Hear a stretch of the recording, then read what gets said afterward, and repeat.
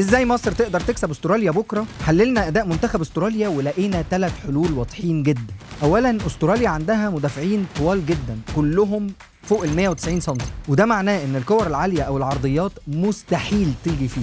فالداتا اناليسز هنا بتقول لك ما تلعبش على اعلى نقطه لكن حركهم. ولما ذاكرنا منتخب استراليا لقينا 3 فرص حقيقيه للتهديف. اول فرصه ان احنا حتى في ماتش ايران انه يدخل صلاح ويعمل ال1-2 ما بينه وما بين زيكو ونقدر نضربهم في العمق وهوب نسجل. طب وليه دي مهمه؟ لانه المدافعين الطوال اللي زي كده سرعه رد فعل جسمهم في ان هم يلفوا هتكون ابطا بكتير من سرعه رد فعل صلاح او حتى زيكو في ان هم يقدروا يعملوا بسرعه 1-2 ويروحوا وهي واحده هتلطش وكل سنه وانتم طيبين ونكسب. تاني فرصه وهي التسديد من بره المنطقه، يعني مدفعجي عمر مرموش يقدر كمان يروح في العمق ويشوط من بره. الحل رقم 3 هو ان احنا نسحب المدافعين لبره ونبره المدافعين ويبقى هوب انفراد. خلاصه الداتا اناليسيس بتقول لك لازم علشان نكسبهم نكون صراع وبنبني الهجمه بسرعه ونباصي اكتر وتكون دقه التمرير والوان-توهات اكتر بكتير. الخلاصه ما تلعبش على راس المدافع، العب على المساحه اللي من وراه. تفتكر مين اللي هيجيب اول جون لمصر وان شاء الله نكسب؟ لو عرفت تتوقع النتيجه اكتب في الكومنتس.